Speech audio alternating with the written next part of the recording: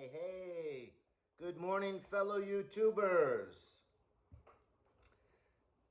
Got really good Americano. I love it, Cafe Americano. So, but, you know, I'm concerned, and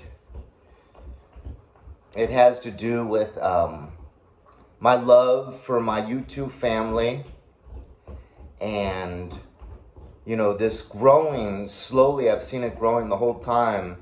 More crazy driving and aggression out there. So quite frequently, I've seen it really benefit me where I just kind of don't look over at people. So people get upset at you for any number of reasons. and you kind of feel them looking at you, pulling up next to you, getting window by window and looking over at you with some anger or aggression. I just act like I don't know they're there.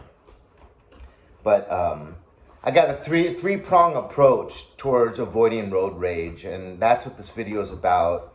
I want everyone to stay safe.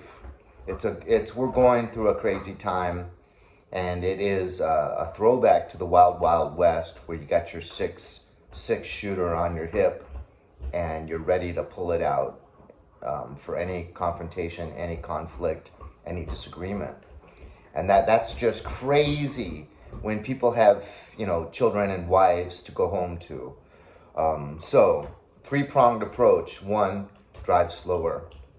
If you're driving slower, you're just going to be an obstacle that these people cut off and abuse. And that's okay. Let them go forward and have issues with the other drivers up the way. So when they zip around you and cut you off, good, because now they're in front of you where they can't do any damage and you can keep an eye on them. Okay, so one, slow down. Two, I already said it, avoid eye contact, avoid even looking at them. When you feel them looking in through the window, just look at your phone, fiddle with the dials on your radio. Just act like you're totally not even aware of the fact that something transpired and they're upset with you. If they can't get you to look at them, they can't really engage with you. I mean, they can pull their car close to you to try to get your attention, but even still, if at that next red light, you don't look at them, they want to have someone to get angry at. They have anger within them and aggression, and they're looking for people to engage that with. You don't engage it with them, they're going to quickly move on to find someone else that will engage that with them. Three, if you find yourself becoming upset, I learned this from working with my therapy groups with kids. Deep breathing. I'm teaching them all these deep breathing techniques, and I get angry in traffic sometimes, and I started using it in traffic, and I just saw so much benefit to being able to just let these things go.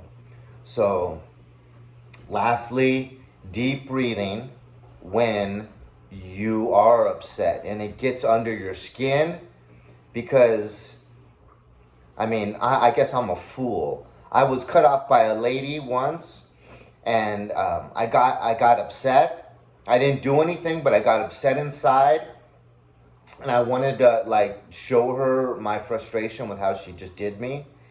And I crossed myself and apologized to the Lord, took a deep breath and let it out. That same woman cut me off again, 60 seconds later. And I didn't hold it back. I didn't apologize to the Lord for that anger bubbling up inside of me. And I swerved my car close to her car to intimidate her, and I gave her a little piece of my mind. It's upsetting because I just 60 seconds ago I caught myself and I apologized for that feeling I had, and then I reacted to that feeling a second later. So, we're all human. We can all fall short in reacting to a negative emotion, but that's something we want to avoid. So, deep breaths. So, one, just drive slow and be ready to be abused. but at least then they're in front of you where you can keep an eye on them and you've avoided a gun in your face. This is what I'm wanting my YouTube family to be able to avoid: guns in the face. Unless you are packing and you have no qualms about blowing people away over, you cut me off. No, you cut me off. If you're willing to blow people away over stuff like that, have at it. This video isn't for you. This video is for people that want to stay alive and don't want to have to kill people over little minor traffic infractions or hurt feelings. Hurt feelings. Take a deep breath. That idiot will be in conflict with someone else within the next minute or two. Let them share their anger with someone else. You don't need that. You want a little pick-me-up, get a little cup of coffee. You right? You don't need all that terrible aggression running through your veins. It's not good for your body. Definitely, it's not healthy. It's not good. It feels good. I used to be addicted to rage. It feels so good after a whole week of just, doing what you're supposed to do and working your butt off and, taking BS from people. And then you find one reason when you really feel validated to let loose. And it's like cocking back that lever, bam, and pulling the trigger. And it's just, it feels good, but it's really not good for the body. Instead, what you have to do is kind of be assertive, rather calmly, but be assertive with all those little things that are happening throughout your life, all those little interpersonal conflicts or whatever. If you can calmly kind of, well, no, wait a second, I kind of want to take you to task on that because I didn't and you can kind of, instead of just always subjugating and always just yes, okay, and then you start carrying around that anger. Anyways, I'm starting to go much longer than I wanted to, but everyone, please try to stay safe out there. And I think it all begins with just realizing that we need to drive slower because all these people, younger people usually that are full of angst and energy and aggression and whatever, are taking advantage of the fact that no cops are out there giving tickets still. But now also you need to be more careful if you're a white person living in an urban area. Like I've said in a previous video, I've been pulled over several times within the last year.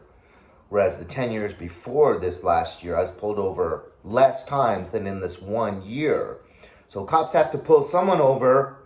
They don't want to pull a black person over. They might be charged with murder and go to jail for the rest of their life. So white people, I think, are targets for police officers to get at least a small quota to show that they're doing some work. Because when I got pulled over, on my hands at 10 and 2, and good morning, officer. Do you have any idea why I pulled you over? Yes, sir, or no, sir. And out of 3 pullovers, I only got 1 citation.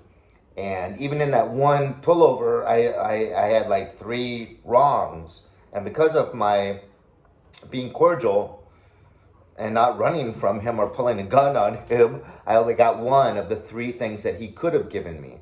So it's just always best to be as cordial as you can with police officers. But I think that's working against my race and gender these days.